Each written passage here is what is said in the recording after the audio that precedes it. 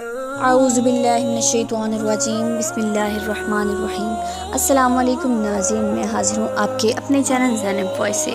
میں سناؤں گی آج آپ کو حضرت عزیر علیہ السلام کا واقعہ، جو کہ 100 سال تک سوئے رہے۔ اس سے پہلے آپ ہمارا چینل سبسکرائب کر لیں اور بیل آئیکن کو دبا لیں تاکہ ہماری ویڈیوز کے تمام نوٹیفیکیشن آپ کو جلد حاصل ہو سکیں۔ تو ناظرین، جب بخت نظر بادشاہ نے بیت المقدس کو ویران کیا اور بنی اسرائیل کو قتل کیا، گرفتار کیا، تباہ کر ڈالا، پھر حضرت عزیر علیہ السلام وہاں سے گزرے اور آپ کے ساتھ ایک برتن کھجور اور ایک پیالہ انگور کا رس تھا، اور آپ ایک دراز گوشت پر سوار تھے۔ تمام بستی میں پھرے، کسی شخص کو وہاں نہ پایا۔ بستی ڈھٹی پڑی تھی۔ بستی کی عمارتوں کو منہدم دیکھا تو آپ نے براہ تعجب کیا کہ اللہ تعالیٰ ان کو کیسے زندہ کرے گا، اور آپ نے اپنی سواری کے حمار کو یعنی گدھے کو وہاں باندھ دیا اور آپ نے آرام فرمایا۔ اسی حالت میں آپ کی روح قبض کر لی گئی اور گدھا بھی مر گیا۔ یہ صبح کے وقت کا واقعہ ہے۔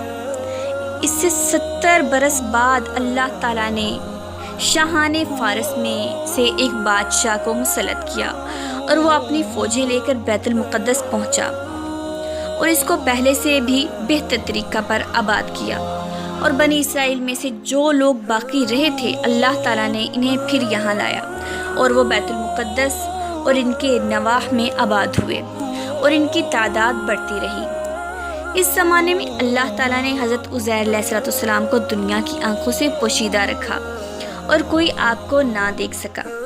جب آپ کی وفات کو 100 برس گزر گئے تو اللہ تعالیٰ نے آپ کو زندہ کیا، اور پہلے آنکھوں میں جان آئی۔ سب سے پہلے آنکھوں میں جان آئی۔ ابھی تک تمام جسم مردہ تھا، اور وہ آپ کے دیکھتے دیکھتے زندہ ہو گیا۔ یہ واقعہ شام کے وقت غروب آفتاب کے قریب ہوا۔ جب وہ سوئے تھے تو صبح کا وقت تھا، اور جب وہ جاگے تو غروب آفتاب کا وقت قریب ہوا۔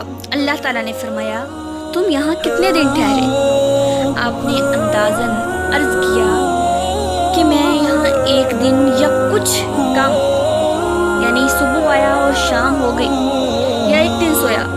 آپ کا خیال یہ ہوا کہ یہ 80 دن کی شام ہے، جس کی صبح کو سوئے تھے۔ اسی دن کی شام ہے جب آپ سوئے تھے۔ آپ نے سوچا کہ وہی دن ہے یہ۔ تو اللہ تعالیٰ نے فرمایا، تم ایک دن نہیں بلکہ تم 100 برس ٹھہرے، اور اپنے کھانے اور پانی یعنی کھجور اور انگور کے رس کو دیکھیے، ویسا ہی ہے، اور اس میں بو تک نہ آئی۔ اور اپنے گدھے کو دیکھیے کہ وہ مر گیا تھا اور گل گیا، اعضاء بکھرے گئے اور ہڈیاں سفید چمک رہی تھی۔ اللہ تعالیٰ نے آپ کی نگاہ کے سامنے اس کے اعضاء جمع کیے۔ اعضاء اپنے اپنے موقع پر آئے، اور ہڈیوں پر گوشت چڑھا، اور کھال آئی اور بال نکلے، اور پھر اس میں روح پھونک دی اور اٹھ کھڑا ہوا اور آواز کرنے لگا۔ آپ نے اللہ تعالیٰ کی قدرت کا مشاہدہ کیا اور فرمایا، میں خوب جانتا ہوں کہ اللہ تعالیٰ ہر شے پر قادر ہے۔ اور پھر آپ اپنی سواری پر سوار ہو کر اپنے محلے میں تشریف لائے۔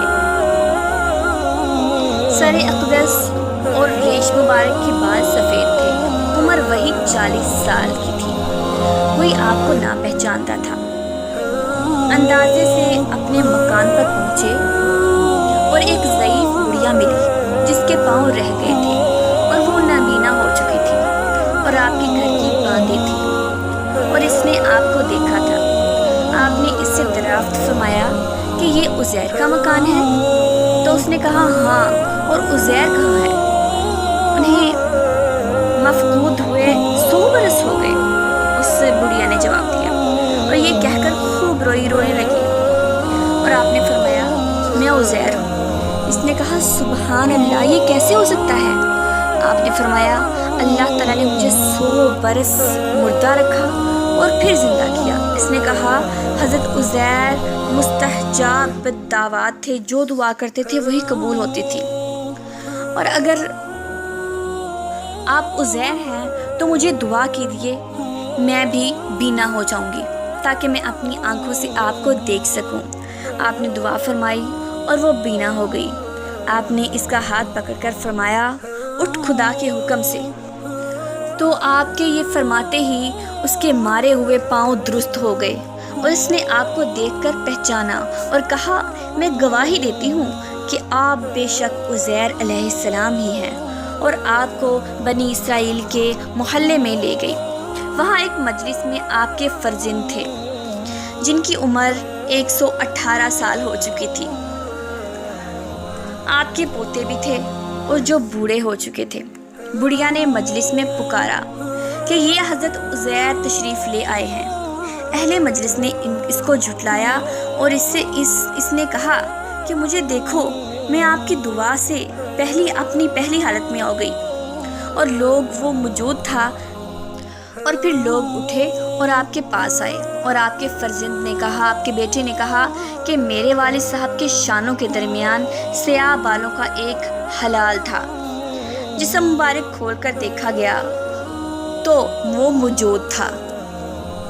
اس زمانے میں توریت کا کوئی نسخہ نہ رہا تھا، کوئی اس کا جاننے والا موجود نہیں تھا۔